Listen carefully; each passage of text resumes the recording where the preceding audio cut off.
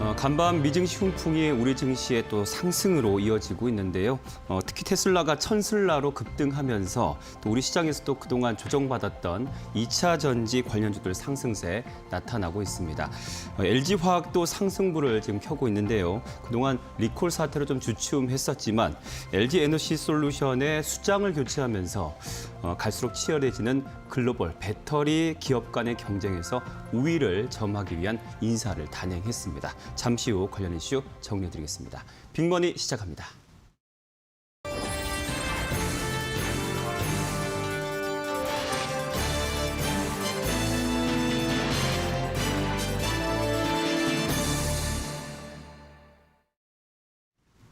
LG에너지솔루션이 이사회를 열고 권영수 LG 부회장을 신임 대표로 선정했다고 하는데요. 네, 김종훈 기자한테 좀 들어보겠습니다. 네, 말씀해 주신 대로 이제 LG에너지솔루션이 어제 이사회를 열었고요. 권영수 LG그룹 부회장을 신임 대표로 이제 선임하기로 결의를 했습니다. 이렇게 되면 현재 LG에너지솔루션을 맡고 있는 김종현 사장은 용퇴하게 되고요. 권 회장이 이제 다음 달 1일 임시 주주총회 승인을 거쳐서 대표이사 부회장으로서의 업무를 좀 시작할 것으로 보입니다. 이렇게 되면 기존에 맡고 있던 이제 LG그룹 업무는 좀 내려놓겠다고 하는데요.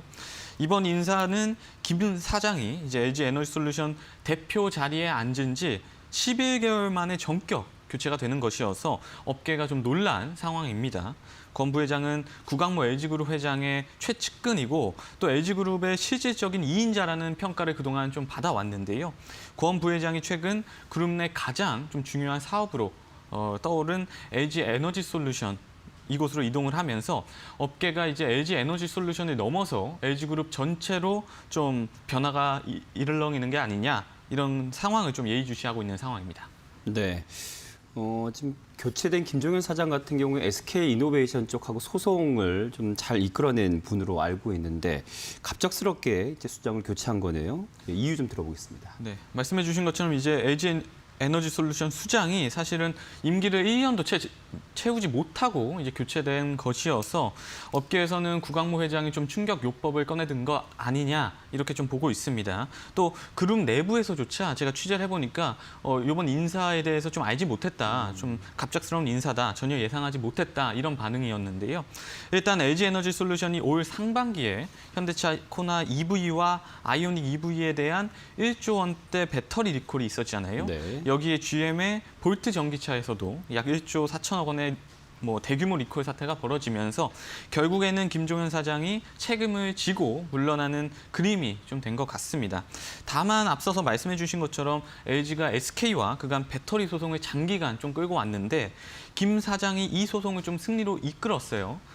때문에 최근에 리콜 사태가 있긴 했지만 김 사장이 당분간은 좀 자리를 지키지 않겠냐 이런 시각이 좀 우세했었는데 이를 완전히 빗나간 인사가 빠르게 좀 이루어진 것으로 보시면 되겠습니다. 여기에 최근 배터리 사업이 기업 간 경쟁이 글로벌적으로 굉장히 빠르게 또 치열해지는 상황인데요.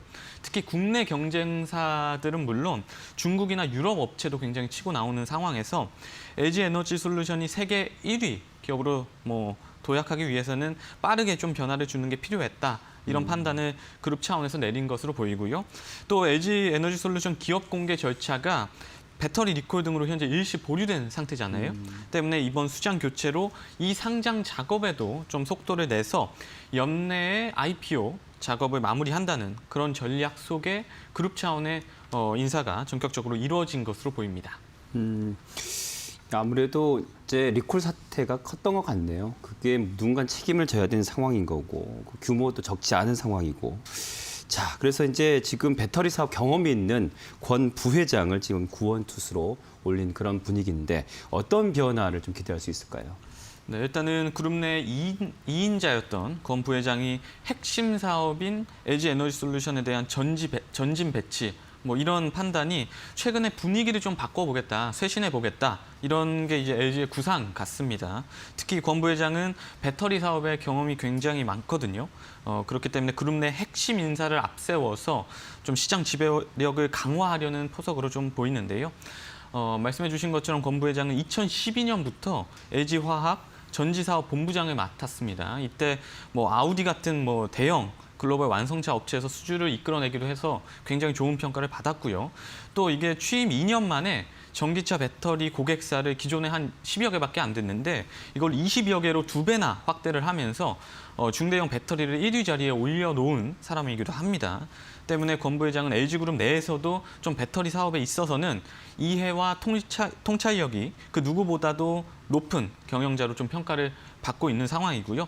또 LG화학 이후에도 이제 권 부회장이 뭐 LG전자, LG디스플레이, 또 지주사 이렇게 굵직굵직한 곳을 거치면서 경험을 쌓았기 때문에 구광모 회장이 현재 LG에너지솔루션 위기를 극복하기 위한 적임자로 좀 권 부회장 카드를 뽑아 든 것으로 보입니다. 결국 지금 LG에너지솔루션이 대규모 배터리 리콜 사태로 네. 어떻게 보면은 고객사로부터 잃어버린 신뢰를 되찾아야 하는 상황이거든요. 그간 핵심 사업에서 고객사와 좀 깊은 신뢰를 쌓은 권 부회장이 이제 LG에너지솔루션으로 이동을 했기 때문에 잃어버린 신뢰를 다시 되찾아오는 그런 미션을 받았다 이렇게 볼 수 있겠습니다. 특히 구광모 회장이 이달 개최했던 사장단 워크숍에서 이런 말을 했거든요. 고객 가치 경영에 집중을 해서 사업 경쟁력을 질적으로 레벨업한 게 시급한 일이 됐다 이렇게 강조를 했는데 때문에 업계에서는 권 부회장이 당장에 이제 LG에너지솔루션 수익보다 품질에 중점을 둔 사업 전략을 펴면서 좀 지배력을 강화하지 않겠냐 이런 지금 분석들을 내놓고 있는 상황입니다. 네. 자, 그러면 LG 배터리 그 지금 리콜 지금 상황은 어떻게 진행되고 있습니까? 이 부분이 말씀해 주신 것처럼 사실 좀 작게 끝냈으면 좋았을 텐데 워낙 좀 대규모로 커졌고 계속 좀 이어지다 보니까 상황이 그렇게 좋지 않은 상황입니다. 네. 일단 상황을 좀 다시 한번 짚고 넘어가야 될 것 같은데요. 올해 2월에 현대차가 2017년 11월부터 지난해 3월까지 판매했던 전기차 8만 2천 대를 전량 리콜하기로 했습니다. 현대차는 당초 이제 배터리 이상 징후가 발견되는 차만 이제 배터리를 교체해주겠다고 했다가 나중에는 전체를 교체하는 방향으로 정책을 아예 바꿨습니다. 여기에 GM 역시도 전기차 볼트 EV를 전량 리콜 조치를 했는데요. 이것도 2016년부터 최근까지 미국, 캐나다, 한국, 그러니까 글로벌적으로 판매된 볼트 EV 14만 2천 대에 달하는 수준을 리콜을 하기로 했습니다. 여기까지는 이미 벌어진 일이기 때문에 주워 담을 수가 없는 상황이고요. 이제 앞으로 추가 리콜이 발생하냐, 안 하냐 이게 좀 중요해졌습니다. 또 특히 추가 리콜로 손해가 더 커진다면 이게 실적도 실적인데 이제 더 이상 잃을 신뢰가 없거든요. 고객사들에게. 때문에 추가적인 리콜이 일어나지 않는 게 중요한데 다만 다행히도 이제 회사 측이 추가 리콜 가능성이 좀 낮다. 드물다. 이렇게 드물 것이다. 이렇게 확인을 좀 어제 해줬습니다. 어제 LG화학 컨퍼런스 콜에서 최근 생산한 배터리는 안정성이 강화된 설계를 적용했고 공정도 개선했기 때문에 불량 가능성이 원천적으로 굉장히 낮아졌다 이렇게 밝혔습니다. 또 리스크 관리를 강화하기도 했고 배터리 관리 시스템 진단 기능도 고도화했기 때문에 이제 앞서서 일어났던 대규모 리콜이 반복될 가능성은 없다 이렇게 좀 강하게 선을 그었거든요. 하지만 회사 얘기처럼 정말 이제 관련 문제를 정확하게 파악을 했고 또 완전하게 해결을 했는지 그리고 더 이상 LG 배터리에서 불이 나지 않을지는 좀 더 상황을 좀 지켜봐야 되는 것으로 보입니다. LG화학 어제 3분기 실적 발표했죠. 네, 좀 정리 좀 해주시고 시장 평가는 어떻게 되는지 또 전망까지 좀 마무리해 주시죠. 네, LG화학이 3분기 연결 기준 매출이 이제 10조 6천억 원 정도, 영업이익은 7,266억 원이라고 어제 발표를 했습니다. 전년 동기 대비해서 매출은 41%나 크게 늘었는데요. 영업이익이 무려 19.6%나 줄어들었습니다. 그러니까 분기 최대 실적을 기록했던 지난 2분기에 이어서 3분기에도 매출은 굉장히 좋았는데 정작 영업이익은 지난해 4분기 이후에 가장 낮은 수준을 기록한 셈입니다. 이는 당초 시장 기대치를 굉장히 크게 밑도는 수준이기도 하고요. 이게 앞서서 증권사들의 전망이 어땠는지 보니까 LG화학이 영업이익으로 1조 원의 가뿐히 좀 넘을 것으로 봤거든요. 그러니까 거의 3천억 원 이상 못 미친 수준의 실적을 냈다. 이렇게 보시면 될 것 같습니다. 아무래도 전기차 배터리 리콜 비용이 좀 반영이 되면서 손실이 불어난 것으로 보이고요.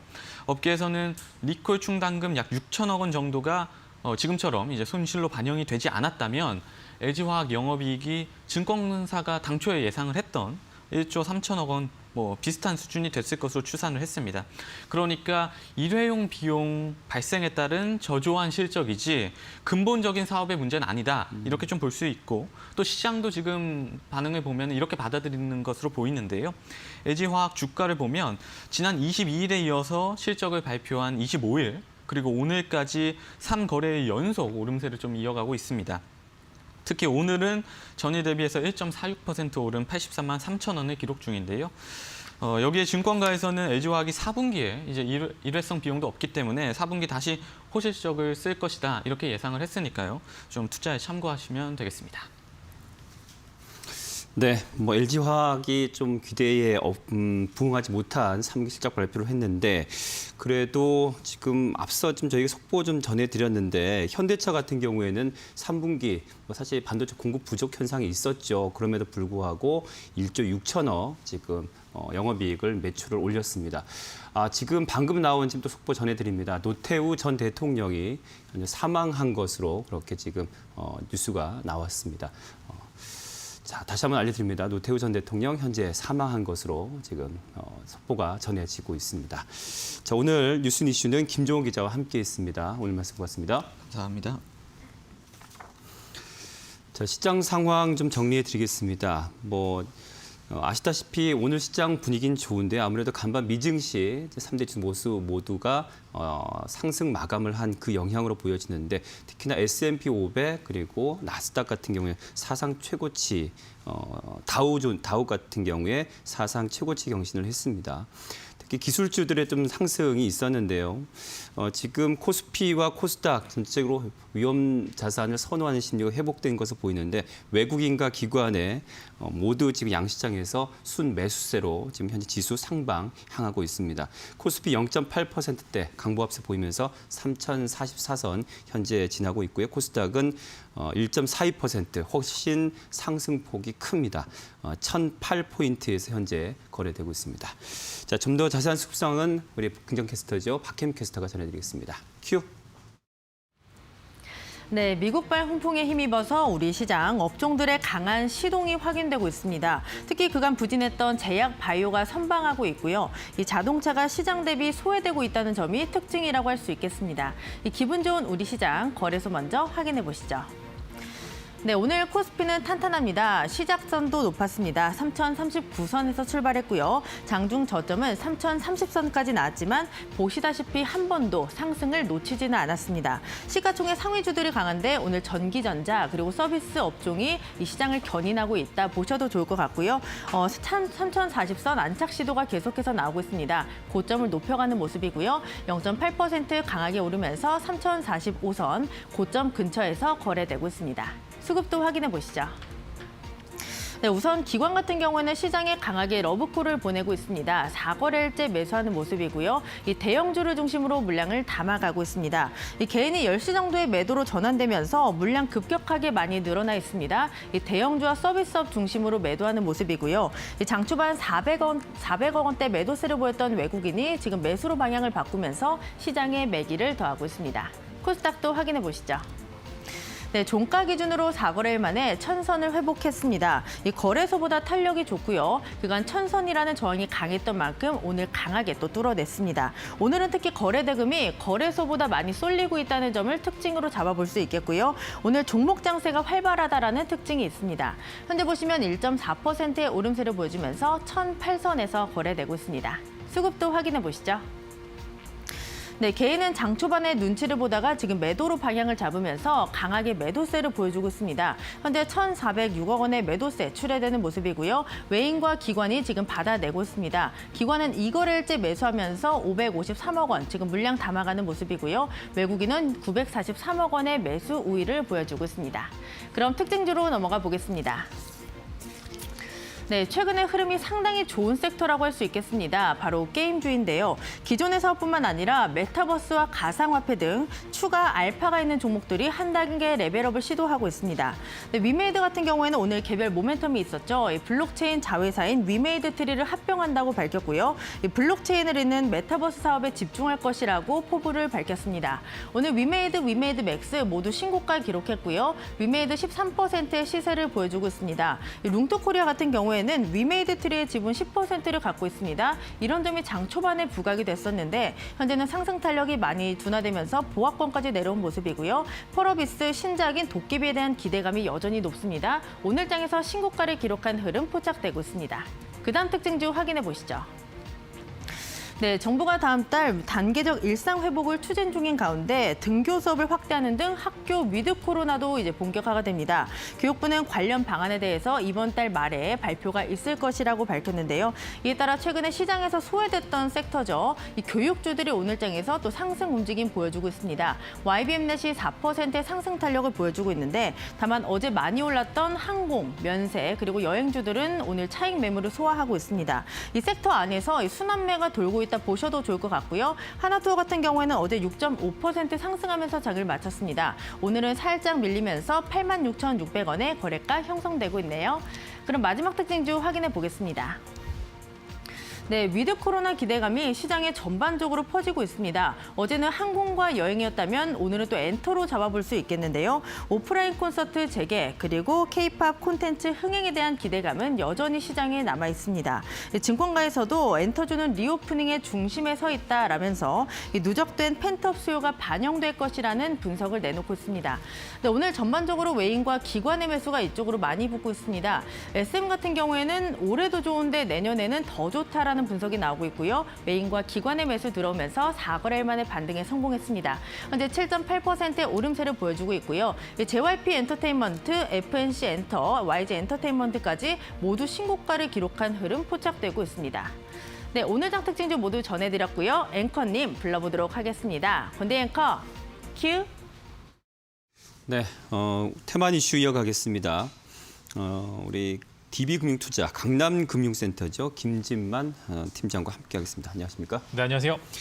자, 오늘 시장 좀 전반적인 요약과 함께 좀 정리 좀 필요할 것 같아요. 좀 읽어주시죠. 네. 네, 오늘 시장 이 정도면 굉장히 좋은 것 같습니다. 네. 아무래도 수급 자체가 외국인 수급이 워낙 안 좋았었는데 이제 수급 빈집이라 그러죠. 그 수급 빈집에서 어느 정도 기관과 외국인들의 매수세가 강하게 일어나는 모습을 보여주고 있고요. 특히 이제 좋은 점이 삼성전자나 하이닉스 쪽에 수급이 강하게 몰린다라는 게 굉장히 긍정적입니다. 아무래도 단기간 악재였던 디램 가격의 우려보다는 이제 좀 최근에 보시면은 오늘 이제 기사를 좀 찾아봤는데 이제 DDR5에 대한 기대가 조금 더 시장에서는 조금 더 이제 나은 상황이기 때문에 하이닉스와 삼성전자의 반등을 필두로 어제 전체적으로 미국 시장도 굉장히 좋았습니다. 테슬라가 이제 주당 1,000불을 돌파를 했죠. 그래서 맞아요. 이제 2차 전지 쪽 흐름도 굉장히 좋았고요. 거기다 컨텐츠 업종도 지리산 관련해서 조금 이제 하락폭이 나오지 않냐라는 이제 우려가 먼저 있었는데 이제 페이스북에 이제 메타버스에 12조를 투자하겠다는 그런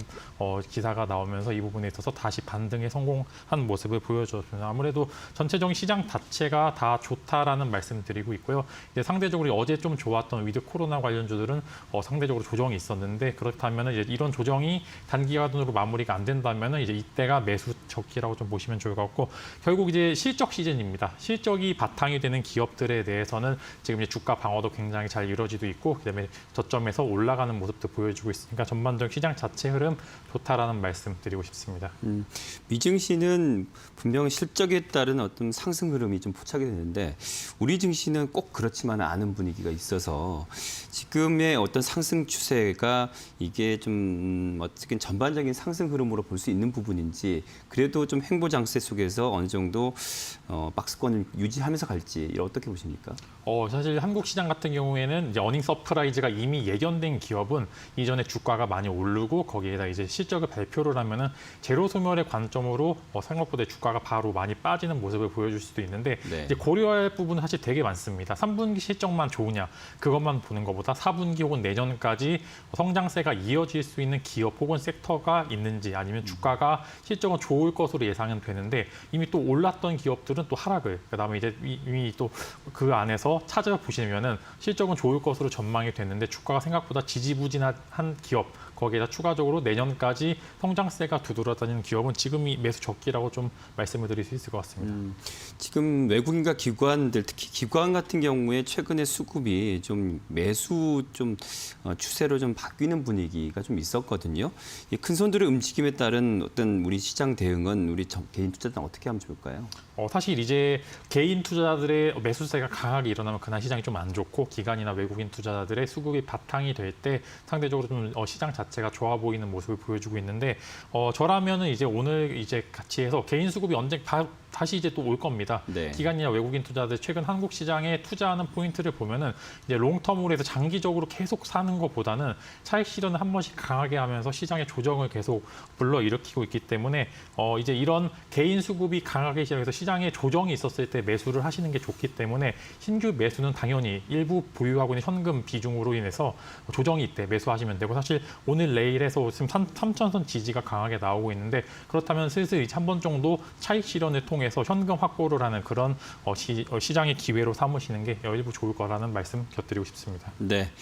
자, 계속해서 오늘 장 뜨거운 테마주로 이어가겠습니다.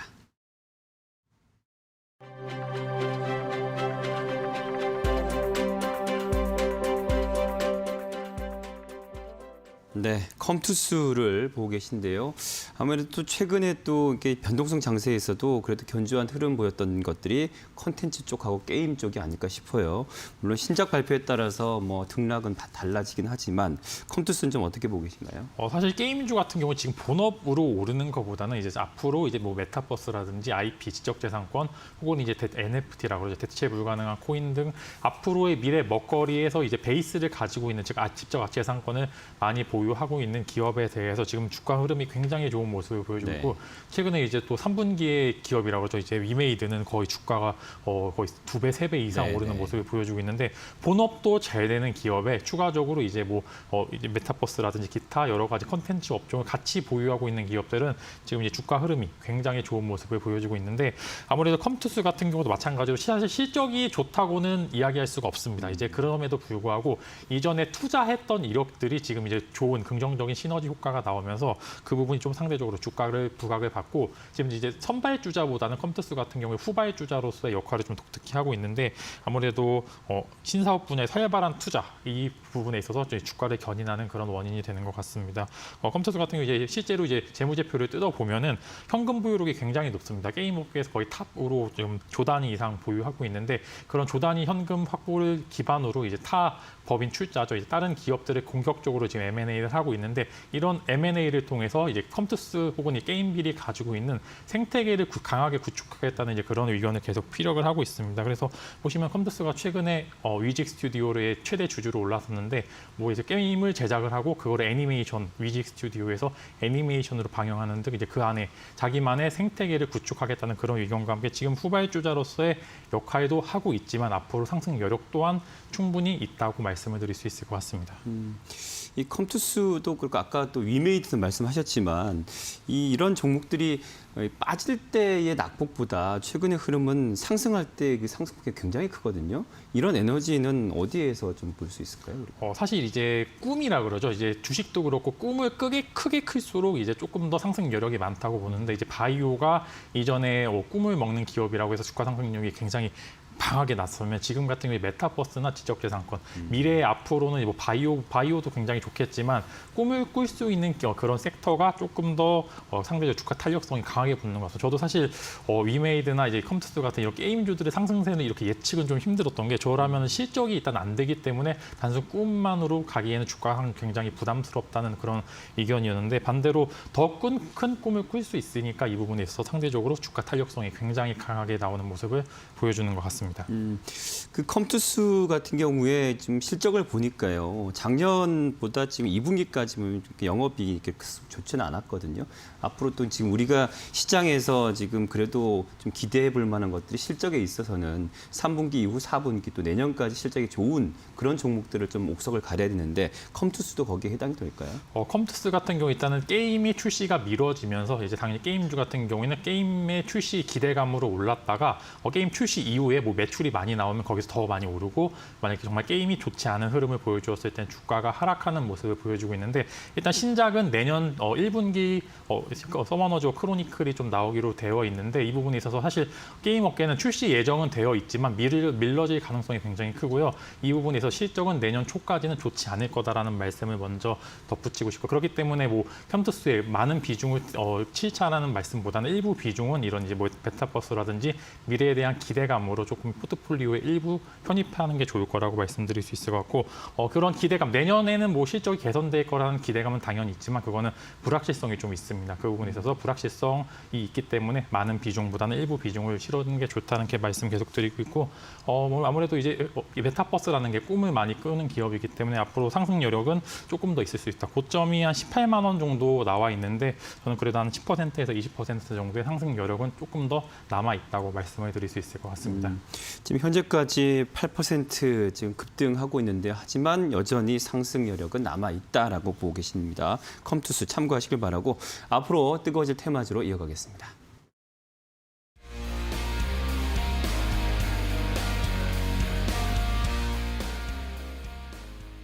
네, 오늘 시장에서 또 제약바이오 섹터의 또 상승 흐름이 또 많지 않습니다. 좀 포착이 됐는데요. CMO라고 이제 선택을 해주셨네요. 좀 들어보겠습니다. 일단은 백신에 대해서 사실 이제 백신 관련주들이 고점에서 많이 빠졌습니다. 아무래도 이제 너무 많은 기대감이 있었기 때문에 상대적으로 그 부분에서 지지부진한 흐름을 보이자마자 바로 주가는 하락세로 돌아갔고요. 이제 바이오 기업 안에서도 조금 더 이제 CMO 같은 경우는 이제 바이오 제조업이라고 보시면 좋을 것 같습니다. 실제로 CMO를 하는 기업들은 생각보다 이제 매출이라든지 영업이익이 많이 나오는 기업들인데 그 부분에 있어서 CMO는 이제 한 번쯤 봐야 될 만한 것 같습니다. 대표적으로 이제 삼성 바이오로직스나 SK 바이오사이언스가 한국에서 대표적으로 나올 수 있고 그 뒤를 이어서 녹십자라든지 한미약품이 지금 CMO 관련주로 좀 나와 있는데요.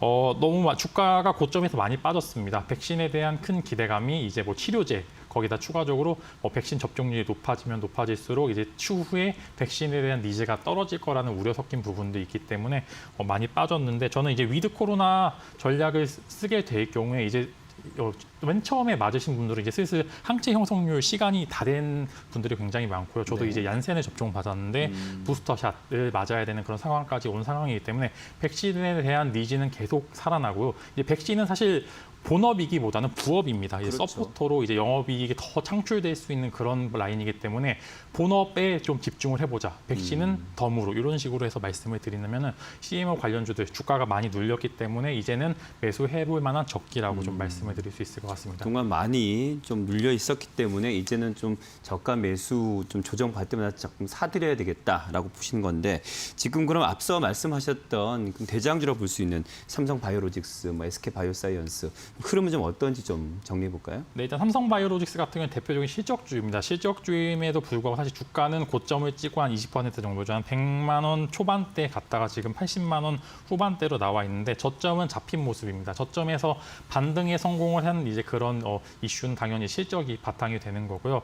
워낙 이제 뭐 모더나 관련주로서 주가 상승폭이 강하게 나왔다가 그 부분이 조금 딜레이가 되고 최근에 뭐 미국도 백신주 이제 모더나나 화이자 주가 혹은 노바백스도 많이 빠졌는데 같이 해서 좀 빠지고 있는데 이제는 좀 본질에 집중할 필요가 있는 것 같습니다.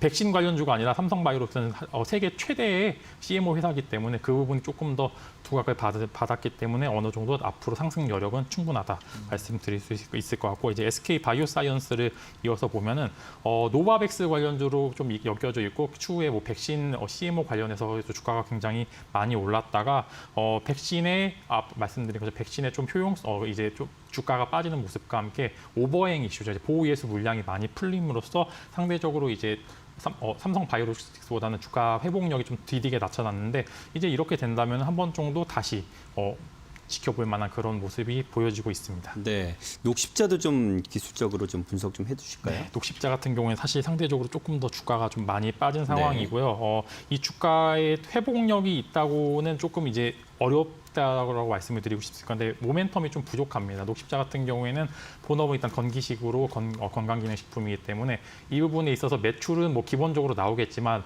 이전에 주가가 올랐던 이유는 CMO에 대한 기대감이었었는데 그 부분이 아직 조금 계속 구체적으로 나오지 않고 있기 때문에 주가는 회복력은 조금 더디게 나타난다. 저희 지금 매수보다는 지금 관망으로 기술적 반등 정도만 노려볼 수 있는 자리라고 말씀을 드릴 수 있을 것 같습니다. 네.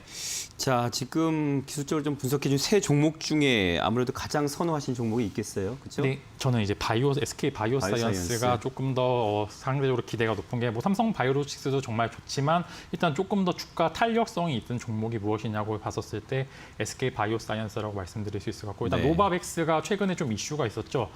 좀 안 좋은 이슈로 인해서 미국 쪽의 노바백스 주가도 많이 빠졌고 SK 바이오사이언스도 마찬가지로 빠졌는데 저는 이제 노바백스가 승인이 나고 생산이 된다면은 당연히 이제 3분기 영업이익이 안 좋지만 4분기 때는 좀 기대해 볼 만한 이슈 말씀드릴 수 있을 것 같고 자체 백신 또한 3상이 내년 정도에 완료가 되기 때문에 그 부분에 있어서 4분기 때 한 번 정도 시세 분출이 강하게 예상된다는 그런 말씀을 드릴 수 있을 것 같고 워낙 주가가 많이 눌린 상황이고 그렇기 때문에 한 번 정도 바이오 섹터 또한 한 번 정도 올라갈 수 있는 여지는 충분하다라는 말씀 드릴 수 있을 것 같습니다. 그래서 부스터샷 이슈도 있고 1, 2차 접종자들의 항체 형성률이 떨어졌다는 이슈가 나오게 된다면 다시 한번 시세를 충분히 받을 수 있다는 말씀 드리고 싶습니다. 네, 현재 지금 4%대 급등하고 22만 4천 선에 지금 거래되고 있어요. 뭐 어떤 매매 전략은 어떻게 할까요? 네, 일단 저는 적정 매수가로는 한 22만 원대 라인을 좀 말씀드리고 있을 거다. 뭐 바로 사시자라는 말씀보다는 한 번 정도 이제 계속 모아가자. 22만 원대에 계속 모아가자는 말씀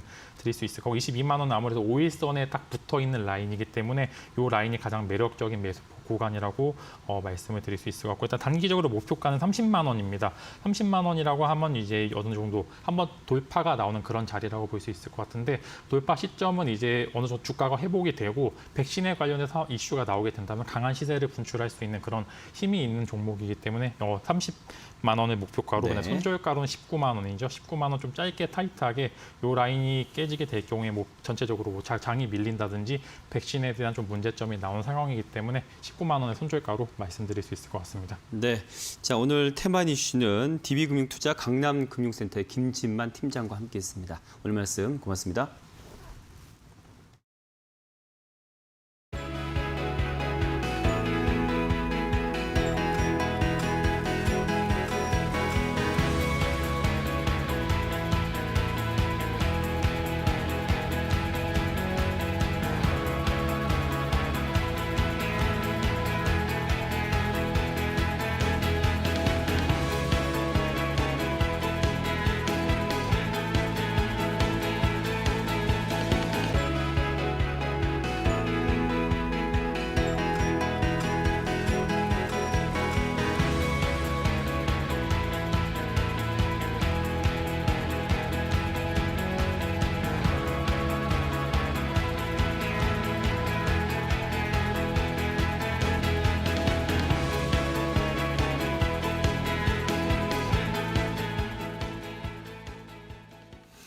네, 시장에서 급락하는 종목 왜 그런지 분석해보는 경상도식 코너명 순서는 와이라노입니다. 자, 오늘 와이라노는 모스트인베스트의 광현우 과장과 함께합니다. 안녕하십니까? 안녕하십니까? 자, 오늘 와이라노 종목도 어떤 것들이 올라와 있는지 화면으로 만나보시죠.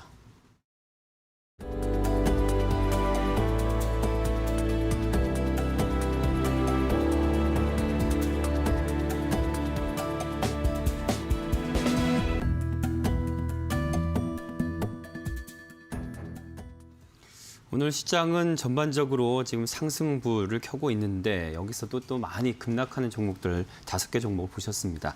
자, 강현우 과장, 이 중에서 어떤 종목부터 분석해 볼까요? 일단 첫 번째 종목으로 SJ그룹 한번 보도록 SJ그룹. 하겠습니다. 네. 일단 SJ그룹 같은 경우 사실 그 패션 사업을 영위를 하고 있는 기업입니다. 네. 일단 패션 사업을 영위를 하고 있는데 가장 대표적으로 우리가 알고 있는 칸골이라는 브랜드를 운영하고 있는데요. 이 칸골이라는 브랜드 아마 많이들 아실 거예요. 로고로 이제 캥거루가 우유가 그려져 있는 네, 네. 브랜드죠. 많이들 아실 텐데. 젊은 층들 운동하시는 분들 좋아하시는 것 같아요. 예, 그렇죠? 맞습니다. 그래서 지금 칸골이라는 브랜드도 사실 최근에 들어서 인기가 다시금 조금 살아나고 있는 분위기를 타고는 있는데 오늘 주가가 많이 빠지고 있는 상황이고요. 그래서 지금 SJ그룹 오늘 도대체 왜 이러는지 한번 그렇죠. 제가 어제 체크를 오늘 하면서 지금 빠지고 있는데 오늘 더 많이 빠지는 이유가 궁금하네요. 네. 맞습니다. 그래서 그 오늘 도대체 와 이러는 건지 제가 한번 내용을 좀 설명을 드려보겠습니다. 네. 일단은 지금 사업을 다각화를 진행을 하고 있고요. 지금 칸골이라는 브랜드를 운영하고 있지만 헬런 카민스키라는 자파 브랜드를 병행 수입해가지고 유통하는 사업까지도 진행을 좀 했습니다. 그래서 일단은 지금 SJ그룹 말씀을 좀 드리기 전에 의류 산업의 이 업황을 좀 말씀을 드리면 사실 올해 같은 경우는 의류 산업이 상당히 좋았습니다. 작년 같은 경우는 언택트 산업이 긍정적으로 나타나면서 사실 컨택트주들이 많이 저조한 흐름들을 네. 많이 이어갔었는데요. 그 부분이 이제 코로나 영향이었죠. 그렇죠. 근데 이제 올해부터는 어느 정도 코로나에 대한 두려움이 잦아들면서 네. 이 부분이 이제 컨택트에 대한 긍정적인 많은 수요들이 살아났습니다. 네. 그래서 이제 의류 산업이나 뭐 화장품 산업 이런 부분에 대해서 좋았죠. 네. 수요들이 많이 살아났다라고 볼 수가 있고, 그래서 2분기 때 사실 보복 소비가 좀 생겨났습니다. 맞아요. 그래서 본격적으로 이제 수요가 살아날 것이라는 기대감들이 많았었는데 일단은 이 부분 속에서 SJ그룹 같은 경우도 거의 10,000원대에서 30,000원대까지 강하게 상승을 했고요. 지금 이런 상황에서는 이제 시장이 안 좋아지다 보니까 주가는 좀 일부 조정이 나왔는데 SJ그룹 같은 경우는 사실 비수기임에도 불구하고 의류 쪽은 3분기가 이제 ASP가 좀 낮아지고 그리고 수요도 많이 줄어들기 때문에 비수기입니다. 네. 네. 그래서 이 부분에도 불구하고 이제 3분기 때 긍정적인 실적을 발표할 것이다라는 기대감 속에 반등을 계속해서 시도를 좀 했는데요. 이 부분이 이제 어느 정도 화근이 되었다라고도 볼 수가 있는 상황이고, 어떤 기대감들이 있었냐면 이제 SJ그룹 이 부분이 이제 매출 점포가 많이 늘어났고요. 그리고 칸골 키즈의 수요가 상당히 증가를 했고, 가장 중요한 건 이제 헬렌 카민스키 다각화했던 이 자파 브랜드의 수요가 증가할 것이다라는 기대가 많았었습니다. 근데 이제 그래서 어제 SJ그룹 같은 경우는 실적을 발표를 했는데요. 네. 원래 컨센서스가 60억이었습니다. 근데 이제 51억을 발표를 하면서 컨센서스 대비 20% 하회하는 흐름을 보여줬는데요. 이런 부분이 어닝 쇼크가 나타났다라고 보시면 좋고, 그렇다 보니까 주가는 어제부터 해서 좀 강하게 떨어질 수밖에 없는 상황에 왔다라고 보시면 좋을 것 같습니다. 실적에 대한 실망이 나타났다고 봐야 되는군요. 네, 맞습니다. 네. 아무래도 기대감이 컸었기 때문에 원래는 하락을 했어야 됐던 이런 주가들이었는데 3분기 실적 기대감이 나타나면서 이 부분에 대한 기대감이 많이 들어왔기 때문에 실적에 대한 실망감이 많다라고 보시면 좋을 것 같고요. 네. 그래서 일단 제가 봤을 땐 이 종목 지금 실적에 대한 기대감이 많이 떨어진 상황이지만 사실 제가 말씀드리고 싶은 건 비수기였던 3분기 실적이 아니거든요. 네. 우리가 이제 봐야 될 건 4분기 성수기 시즌의 실적이다라고 말씀을 드리고 싶고요. 그래서 이 부분을 좀 설명을 드리면 당장 지금 우리나라 같은 경우는 쓱데이 쇼핑 축제가 진행이 되고 있죠. 맞아요. 그리고 네.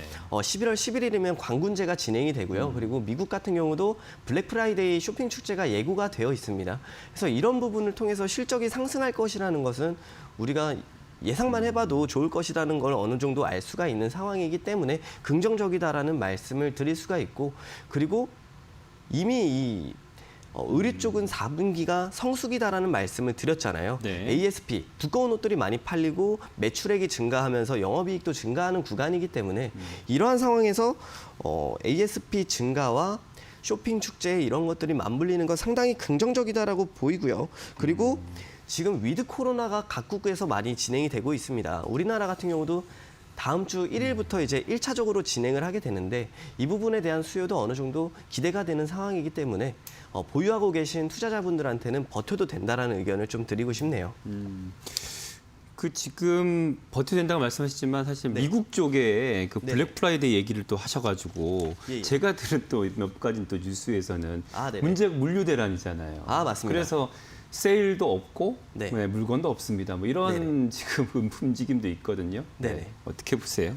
일단 공급 병목 현상 같은 경우는 사실 지금 뭐 군대까지도 투입한다라고 하고 있는 상황이기 네. 때문에 이게 뭐 안 되는 것보다야 사실 대란이 일어나는 게 훨씬 더 좋은 거거든요. 어느 정도 판매량의 하락을 예상을 할 수도 있겠지만 이 부분은 어떠한 방법을 사용해서라도 이제 개선을 해 나갈 수 있는 여지이기 때문에 아직까지는 뭐 당장 우려감으로 가져가실 필요는 없을 것 같아요. 그래서 결국 중요한 건 SJ그룹 같은 경우에는 네네. 그 국내 매출과 해외 매출이 있을 거 아니에요. 예, 맞습니다. 그 비중이 어떻게 되고 그 영향이 얼마나 있을까 이거 좀 체크해 보고 싶은데. 네, 일단 비중 같은 경우는 사실 지금 SJ그룹 같은 경우는 내수 쪽이 더 큰 상황이고 그래요? 네. SJ그룹은 사실 해외 매출 지금 중국 쪽으로 한 6월쯤부터 이슈가 많이 되었었습니다. 새로 이제 점포를 만들어낸다라면서 이러한 내용들이 있었는데, 그래서 아직까지는 뭐 대표적인 매출은 내수밖에 없다라고 보시면 좋을 것 같고, 중국 쪽으로 추가적으로 진입한다라고 하면서 15,000원에서 3만 원까지 갔었던 부분이었었거든요. 네. 그래서 일단은 크게 기대할 건 아니지만 그래도 앞으로 실적의 개선은 충분히 될 수 있다. 이러한 부분을 보시면 좋을 것 같습니다. 네. 그래서 매매 전략이 일단 매매 전략 같은 경우는 오늘 좀 많이 빠지면서 24,000원 초반대까지 왔는데요. 현재가 매수 가능하고요. 네. 매수가는 24,200원 제시를 드리도록 하고요.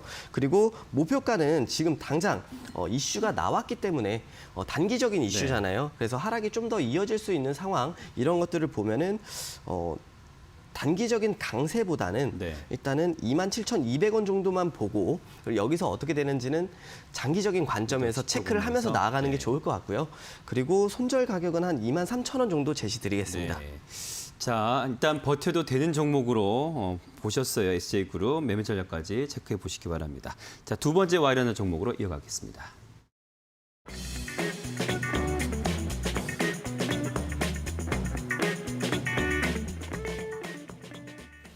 네, 한샘 오늘 지금 어제까지만 해도 연일 상승 흐름이었는데 오늘 또 많이 빠지고 있습니다. 6%대 급락하고 있어요. 네, 이유가 뭘까요? 네, 일단 한샘도 오늘 왜 이런지 이유를 좀 찾아봤는데요. 네. 사실 한샘이 지금 상당히 긍정적인 사업 흐름을 가져가고 있습니다. 그렇게요. 지금- 원래 또 이제 지금 건축 붐이 또 기대가 되고 그러면 인테리어, 또 맞습니다. 집에 있으면 또 리모델링. 맞습니다. 사실 은근히 나쁘지 않은 지금 모멘텀이 네네. 있는데, 네, 어떻습니까? 예, 맞습니다. 일단 그래서 한샘 방금 말씀하신 것처럼 그 가구와 그리고 리모델링 이런 사업들을 영위하고 있는데 사실 정책적으로도 상당히 이슈가 되고 있는 상황입니다. 네. 근데 지금 오늘 보시면 7.3% 이렇게 강한 하락을 좀 진행이 되고 있는데, 이 부분 이제 좀 내용을 설명드리면서 왜 네. 이러는지 안내를 드려볼게요.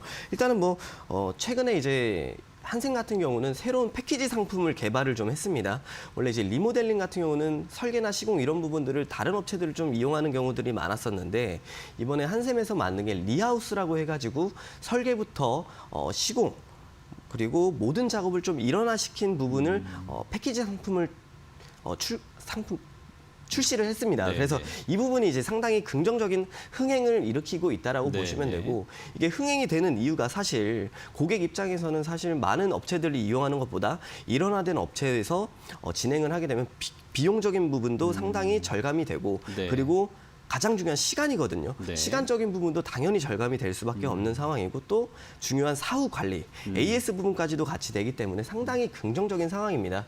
그래서 지금 리하우스 이 모델 같은 경우는 상당히 긍정적인 상황으로 가고 있다는 거는 알고 계셨으면 좋겠고요. 네, 네. 일단은 한샘 같은 경우는 지금 이슈가 좀 있습니다. 왜냐하면 어떠한 이슈냐면 내구재 사업을 영위를 진행을 하고 있잖아요. 그래서 이 한샘이라는 기업에 투자를 하고 계신 투자자분들은 이 내구재 사업이라는 것에 대한 이해도 좀 필요한데, 네. 내구재라는 게 이제 내구성을 가지고 장기적으로 사용이 가능한 재화들을 나타내는 용어잖아요. 네. 그래서 이 내구재라는 거는 사실 4년에서 7년 정도 이 부분 정도를 사용할 수 있다라고 우리가 생각을 하면서 나타나고 있는 이런 경제적인 용어인데, 네. 사실 작년에 코로나로 인해 가지고 많은 내구재들의 수요가 나타났습니다. 그래서 한 번에 강한 한 텀이 지나갔군요. 네, 수요가 지나갔다라고 보시면 좋을 것 같고, 일단은 그렇기 때문에 주가는 작년에 상당히 강했었는데 이 부분이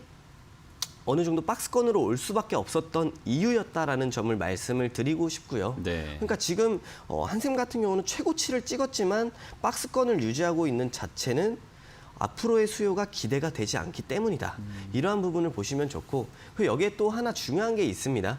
그래서 중요한 게 뭐냐면 지금 하락의 가장 근본적인 원인인데, 지금 대주주가 경영권을 매각을 진행을 했습니다. 그래서 IMM 프라이빗 에쿼티에 지금 매각을 진행을 했는데, 네. 그렇다 보니까 사실 우리의 입장에서는 어느 정도 왜 매각을 했을까라는 부분도 생각을 해본다면 굉장히 좀 부정적으로 작용했다고 네. 볼 수 있겠군요. 어느 네. 정도는 그 부정적인 작용을 했던 건 맞지만 지금 그 내용을 좀 살펴보면 네. 물론 이 경영진들의 현금 이런 전략이 중요했을 수도 있지만 사실 제가 오늘 보기에는 이 네. 내구재라는 사업 특성상 어느 정도 한 사이클이 지나갔고 앞으로 정책적인 불확실성도 있는 상황이기 때문에 어느 정도는 현금화를 하려는 전략도 있었다라고 보이는 상황이거든요. 그러니까 내구재라는 수요 때문에 지금 앞으로 한 4, 5년은 기대가 되지 않고 어느 네. 정도 적정 수준을 유지할 텐데 그렇게 되면은 큰 돈을 받고 뭐 추가적인 사업을 진행을 하거나 이런 부분이 더 긍정적이기 때문에 좀 나타났다. 이러한 부분을 보면 진짜 말씀하신 것처럼 상당히 부정적인 거고요. 네. 근데 이제 반대급부에서 이제 이 프라이빗 에쿼티가 매수를 한 이유를 보면 사실 딱 두 개입니다. 정말 저렴한 가격에 좋은 기업이 나왔거나 아니면 앞으로 정말 좋아질 기업이거나 이 상황인데요. 그래서 이 부분을 보게 되면 상당히 긍정적입니다. 일단 한샘 같은 경우는 정말 저렴한 가격에 나온 것은 아니고요. 네. 근데 여기서 보면 정책적인 불확실성이 있다고는 했지만 아무래도 이 헤지 펀드 같은 경우는 정책적 이런 부분이 수혜로 올 것이다라고 예측을 하고 있는 상황인 것 같고 그리고 앞으로 그런 수혜 속에서 더욱더 성장시켜 나갈 것이기 때문에 어느 정도 네. 지분을 확보한 게 아닌가라는 생각이 드는데요. 어렵네요. 이런 긍정적인 부분까지도 좀 생각하면서 어려워요. 네. 나아갈 수가 있을 것 쉽지 같고요. 않네, 한샘. 근데 네. 이제 제가 말씀드리고 싶은 가장 중요한 거는 네. 변동성이 커졌다라는 말씀을 드리고 싶습니다. 사실 우리가 테이퍼링이 좋은 건지 나쁜 건지 아직도 명확하게 모르고 있잖아요. 네네. 근데도 시장이 흔들리는 이유는 불확실성 때문이었거든요. 이게 당장에 테이퍼링을 할 수도 있고 금리 인상을 할 수도 있고 이러한 내용들이 불확실하게 나타나다 보니까 좀 우려스러운 모습들이 나타난 것처럼 한샘 같은 경우도 이제 앞으로 경영진들이 어떻게 운영할지를 모르는 상황에서 투자자들의 불안 심리를 자극할 수가 있다. 이러한 부분에서 말씀을 좀 드리면 그래서 사실 도망가야 될 종목으로 보시는군요. 네, 맞습니다. 매매 전략으로 마무리해야 될 것 같아요. 시간이 많지 않네요. 네, 알겠습니다. 일단 그래서 도망쳐야 된다라는 의견을 좀 드리도록 하고요. 매매 전략은 일단은 손절로만 딱히 붙는군요. 없고 네. 손절가는 오늘 저점 부근인 107,500원 정도 네. 제한을 드리면서 현재 가격. 네. 근데 이제 떨어지지 않는다라면 고점 부근에서 자유롭게 투자 수익 실현하시면서 나오시면 될 것 같습니다. 네. 자, 이제 세 번째 와련한 종목으로 이어가겠습니다.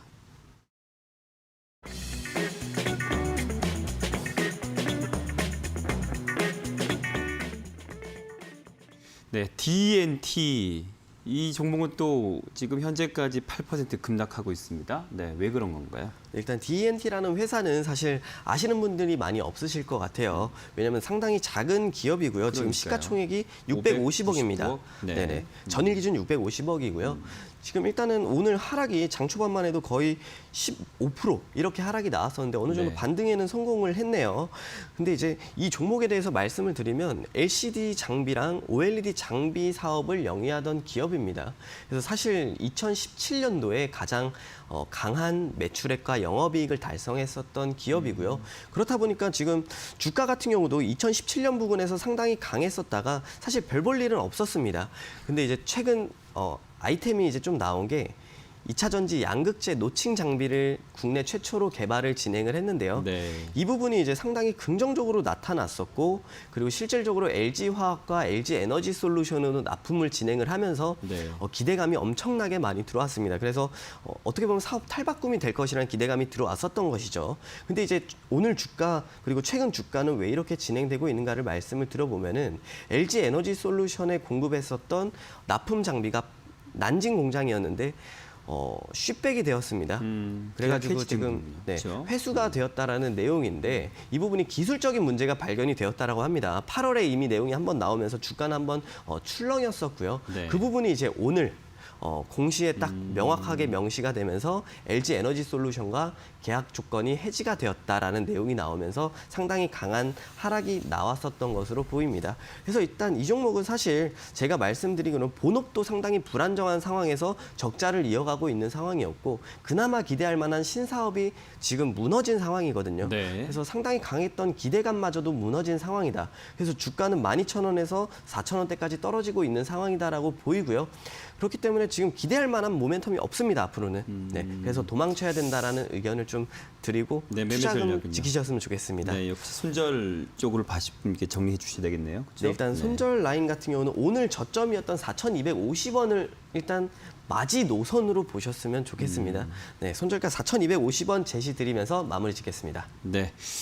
자, 잘 모르는 기업일 수 있는데 계속 몰라야 되나 이런 생각도 하게 되네요. 예, 맞습니다. 뭐 좋은 얘기가 없었어요. 네. 자, 모스트인베스트의 강현우 과장과 함께했습니다. 오늘 말씀 고맙습니다. 수고하셨습니다. 자, 빅머니 1부 순서 여기까지입니다. 잠시 후 빅머니 2부로 돌아오겠습니다. 시청해주신 여러분 고맙습니다. 채널 고정.